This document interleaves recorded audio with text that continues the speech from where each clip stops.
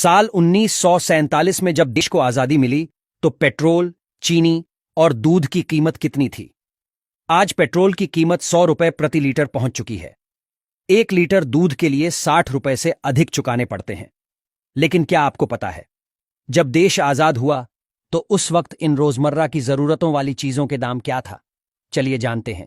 देश की आजादी के वक्त पेट्रोल की कीमत 25 पैसे प्रति लीटर हुआ करती थी, जबकि 1 किलो चीनी के लिए 40 पैसे चुकाने पड़ते।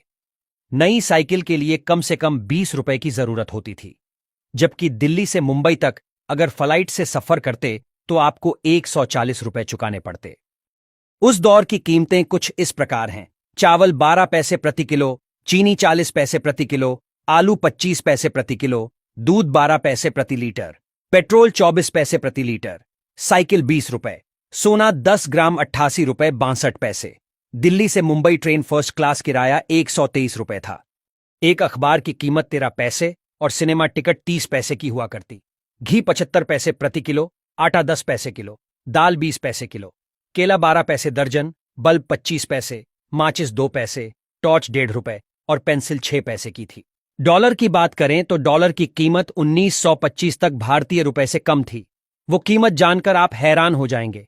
1 डॉलर हमारे 10 पैसे के बराबर था। 1947 में 1 डॉलर 4 रुपए 16 पैसे के बराबर हो गया। 1965 तक 1 डॉलर 4 रुपए 75 पैसे के बराबर रहा, फिर बढ़कर 6 रुपए 36 पैसे हो गया। उसके बाद ये बढ़ने लगा। 1982 में 9 रुपए 46 पैसा हुआ। उसके बाद अब ये कहां है जगजाहिर।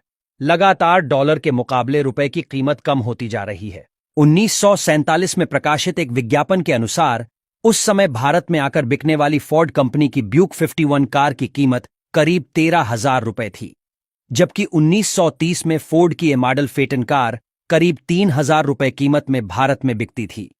वहीं क्या आप जानते हैं भारत में पहली बार रुपया कब अस्तित्व में आया? रुपए के शुरुआत की बात 6ठी शताब्दी ईसा पूर्व में बताई जाती है, यानी 2600 साल पहले रुपए की शुरुआत हुई थी। रुपया संस्कृत से आया है।